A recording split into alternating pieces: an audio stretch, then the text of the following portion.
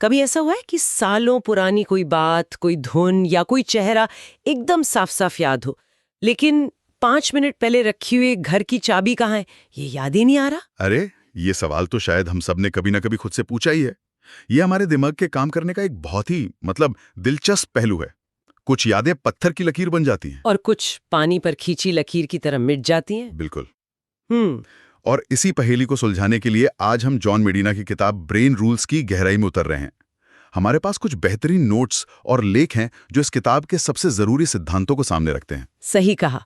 ये नियम एक तरह से हमारे दिमाग का यूजर मैनुअल है, एक ऐसा मैनुअल जो हमें स्कूल में कभी पढ़ाया ही नहीं गया। तो आज हम उसी मैनुअल के कुछ जरूरी पन्ने पलटने वाले हैं, ताकि हम अपने दिमाग को बेहतर तरीके से समझ सकें और उसका सही इस्तेमाल कर सकें। चलिए शुरू करते हैं। तो पहला ही नियम, मुझे हमेशा लगता था कि दिमाग तेज करने के लिए ज्यादा पढ़ना चाहिए, पहेलियां सुलझानी चाहिए, लेकिन इस किताब का पहला नियम इस सोच को पूरी तरह पलट देता है।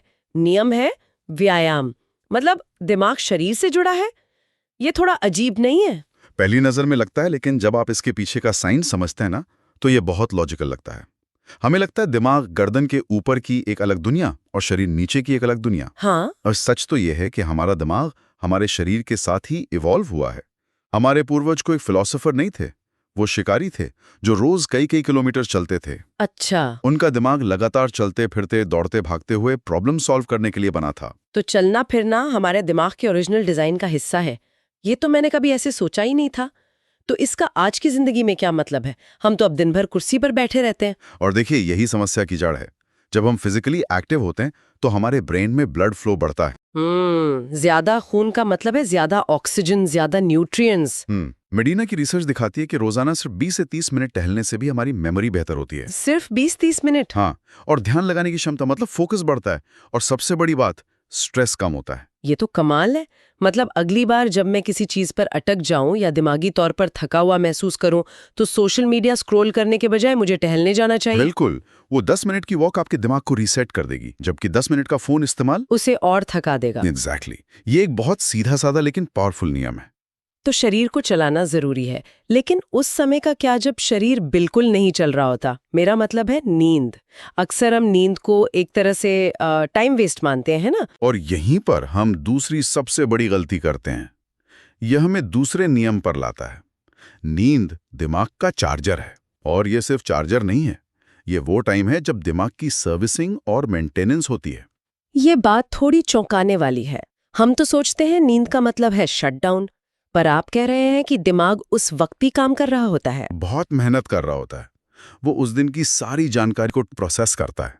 सोचिए, आपका दिमाग एक लाइब्रेरियन की तरह है। दिन भर में आपने जो कुछ भी पढ़ा, देखा, सीखा, वो सब किताबें लाइब्रेरियन की मेज पर पड़ी हैं। रात में जब लाइब्रेरी बंद हो जाती है, तो वो लाइब्रेरियन उन किताबों को सही अलमारियों में रखता है, यानी लॉन्ग टर्म मेमोरी में। हाँ, और जो गैर जरूरी कागज हैं उन्हें फेंक देता है। अगर आप लाइब्रेरियन को काम करने का टाइम ही नहीं देंगे, तो अगले दिन पूरी लाइब्रेरी अस्त व्यस्त मिलेगी। वाह, क्या जबरदस्त मिसाल है। बिल्कुल। तो कम नींद का मतलब है कि हमारी यादें ठीक से सहेजी नहीं जाती। सिर्फ यादें ही नहीं, इसका असर हमारी डिसीजन मेकिंग पर भी पड़ता है।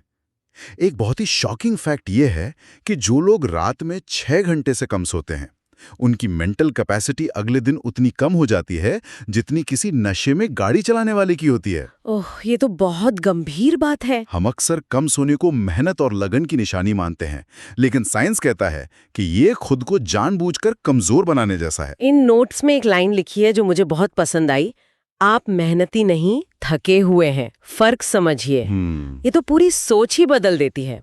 मतलब 8 घंटे की नींद लेना आलस नहीं है। बिल्कुल नहीं, बल्कि अपने दिमाग को बेस्ट परफॉर्मेंस के लिए तैयार करना है।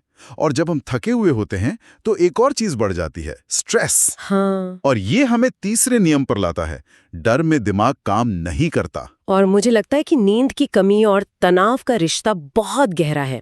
जब नींद पूरी नहीं होती तो छोटी छोटी बातें भी बड़ी लगने लगती हैं। आपने बिल्कुल सही पकड़ा। अब स्ट्रेस हमेशा बुरा नहीं होता है। थोड़ा बहुत स्ट्रेस, जैसे एग्जाम से पहले की घबराहट, ये हमें फोकस करने में मदद करता है। Short term stress. हाँ, लेकिन प्रॉब्लम तब होती है जब तनाव लंबे समय तक बना रहता है। लंबा तनाव दिमाग के लिए जहर की तरह है। जहर, ये तो बहुत बड़ा शब्द है।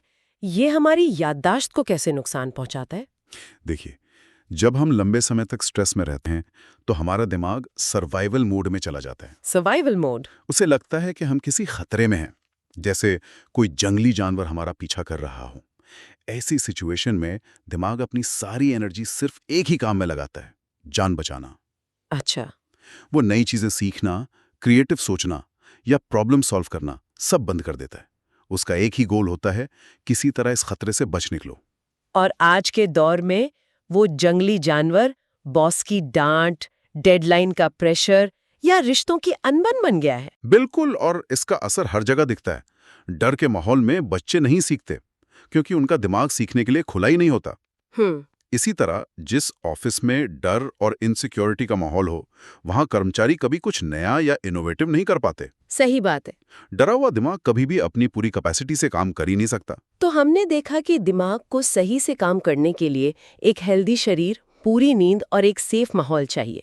अब मान लीजिए कि ये तीनों चीजें हमारे पास हैं। अब सवाल ये है कि हम जानकारी को अपने दिमाग में डालते कैसे हैं। और यहीं पर चौथे नियम की बात आती है, जिसने मेरे एक बहुत बड़े भ्रम को तोड़ा है। नियम है, दिमाग मल्टीटास्किंग नहीं करता। ये एक ऐसा सच है जिसे हम सुनना नहीं चाहते। हाँ, क्योंकि हम सब खुद को एक बेहतरीन मल्टीटास्कर समझना पसंद करते हैं। हमें लगता है कि हम एक साथ ईमेल का जवाब दे सकते हैं, फोन पर बात कर सकते हैं और साथ में कुछ और भी सोच सकते हैं। मुझे तो लगता था कि ये एक स्किल है, पर ये किताब कहती है कि ये पॉसिबल ही नहीं है। तो फिर वो क्या है जो हम कर रहे होते हैं? उसे अटेंशन स्विचिंग कहते हैं। Attention switching. हाँ, मतलब एक काम से दूसरे काम पर बहुत तेजी से ध्यान बदलना। हमारा दिमाग एक समय में केवल एक ही चीज पर सही से फोकस कर सकता है। जब हम दो काम एक साथ करने की कोशिश करते हैं तो वो असल में दोनों कामों के बीच बहुत तेजी से कूद रहा होता है। अच्छा। और हर बार जब वो ऐसा करता है तो उसे दोबारा फोकस करने में टाइम और एनर्जी लगती है। तो इसका मतलब है कि हम ना तो पहला काम ठीक से कर पाते और नहीं दूसरा। और समय भी ज्यादा लगता है। बिल्कुल, गलतियां 40% तक बढ़ जाती हैं और किसी भी काम को करने में लगने वाला समय लगभग डबल हो जाता है। तो अगर सच में किसी काम पर ध्यान लगाना है तो डिस्ट्रैक्शंस को हटाना ही एकमात्र उपाय है। सबसे बड़ा उदाहरण तो हमारा फोन ही है। अगर व्हाट्सएप खुला हो तो दिमाग आधा वहीं फंसा रहता है, चाहे आप कितनी भी कोशिश कर लें। ये बात तो 100% सच है। तो एक बार में एक काम पर ध्यान लगाना पहला कदम है। लेकिन ध्यान लगाने के बाद हम उस जानकारी को याद कैसे रखें? ये हमें 5वें नियम पर लाता है और ये बहुत ही दिलचस्प है। नियम कहता है हम तथ्यों को नहीं, कहानियों को याद रखते हैं। हाँ, हमारा दिमाग सूखी जानकारी मतलब फैक्ट्स और आंकड़ों को याद रखने के लिए डिजाइन ही नहीं हुआ है। उसे कॉन्टेक्स्ट चाहिए, इमोशंस चाहिए, एक शुरुआत, मध्य और अंत चाहिए। और ये सब चीजें हमें कहाँ मिलती हैं? कहानियों में। कहानियों में। जब जानकारी को एक कहानी में पिरोया जाता है तो वो हमारे दिमाग में आसानी से अपनी जगह बना लेती है। मुझे अपने स्कूल के हिस्ट्री टीचर याद आ गए। वो हमें कभी सिर्फ तारीखें और नाम नहीं रटाते थे, वो उस घटना के पीछे की कहानी सुनाते थे। राजा की महत्वाकांक्षा, रानी का धोखा। और मुझे आज भी वो कहानियां याद हैं, लेकिन केमिस्ट्री के फॉर्मूले शायद ही कोई याद हो। यही इस नियम का जादू है। कहानियां जानकारी में इमोशंस जोड़ देती हैं और जिन चीजों से हम इमोशनली जुड़ जाते हैं उन्हें हमारा दिमाग ज्यादा इंपॉर्टेंस देता है और लंबे समय तक याद रखता है। तो कहानियां याददाश्त को मजबूत करती हैं। क्या इससे भी ज्यादा शक्तिशाली कोई तरीका है? हाँ, एक है, और ये हमारे सबसे शक्तिशाली सेंस से जुड़ा है। नियम नंबर 6, दृष्टि। जो दिखता है वो ज्यादा असर करता है। हमारे दिमाग की लगभग आधी एनर्जी सिर्फ देखी हुई चीजों को प्रोसेस करने में खर्च होती है। आधी एनर्जी? हाँ, हमारी विजुअल मेमोरी मतलब देखकर याद रखने की क्षमता हमारी वर्बल मेमोरी से कई गुना ज्यादा तेज होती है। अच्छा, इसीलिए हमें किसी का चेहरा तो याद रह जाता है पर नाम भूल जाते हैं। बिल्कुल, और यही वजह है कि सीखने सिखाने में डायग्राम्स, तस्वीरें और चार्ट्स इतने असरदार होते हैं। जब हम किसी कॉन्सेप्ट को विजुअली देखते हैं तो वो हमारे दिमाग में छप जाता है। एक अच्छी तस्वीर 100 लाइनों के लेख से ज्यादा सिखा देती है। एग्जैक्टली। अगली बार जब आप कोई प्रेजेंटेशन दें या कुछ पढ़ें तो ध्यान दें कि उसमें विजुअल्स का इस्तेमाल कैसे किया गया है।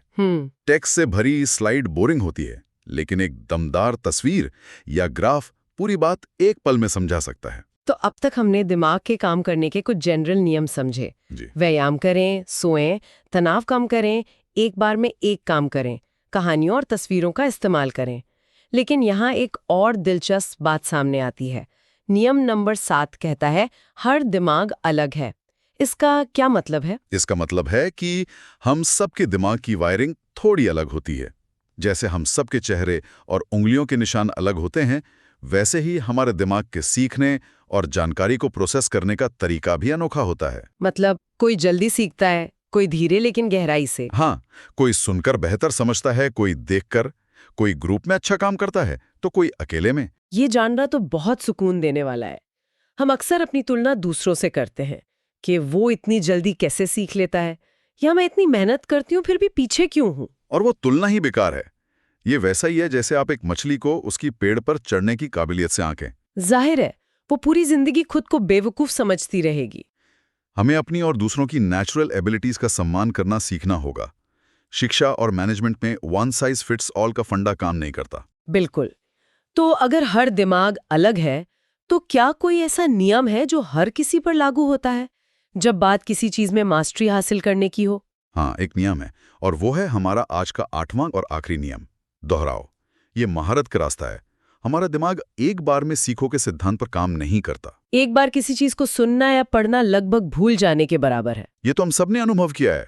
कोई लेक्चर सुनने में बहुत अच्छा लगता है, लेकिन 2 दिन बाद पूछो तो कुछ याद नहीं रहता। कनेक्शन बनाने और उन्हें मजबूत करने के लिए दोहराव की जरूरत होती है।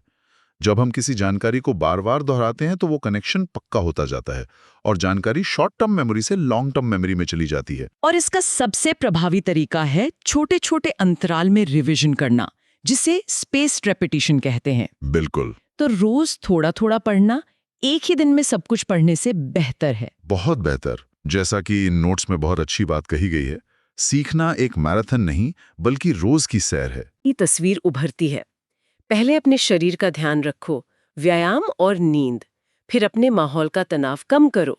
उसके बाद सीखने के सही तरीके अपनाओ, फोकस, कहानियां और विजुअल्स, और अंत में ये समझो कि आप अनोखे हैं और महारत के लिए दोहराव जरूरी है। बिल्कुल। और इन सब को मिलाकर जो सबसे बड़ी और सुकून देने वाली बात समझ आती है वो ये है कि हम बेवकूफ नहीं हैं। हम बस अपने दिमाग के नियम नहीं जानते थे। हाँ। हम अक्सर खुद को दोष देते हैं कि मैं चीजें भूल जाती हूँ, मेरा ध्यान नहीं लगता, लेकिन शायद कमी हम में नहीं, हमारे तरीकों में है। तो सार ये है कि अगर हम चाहते हैं कि हमारा दिमाग हमारी टीम में खेले, हमारे खिलाफ नहीं, तो हमें उसके नियमों से खेलना होगा। सही कहा। और आज की इस चर्चा को समाप्त करने से पहले मैं एक विचार छोड़ना चाहता हूँ। जरूर। सोचिए, अगर दिमाग का ये यूजर मैनुअल वाकई पूरी तरह से हमारे हाथ लग जाए, तो हमारे सीखने, काम करने और जीने की क्षमता की असली सीमा क्या होगी? आज हमने उस मैनुअल के बस कुछ पन्ने पलटे हैं, अभी तो पूरी किताब बाकी है।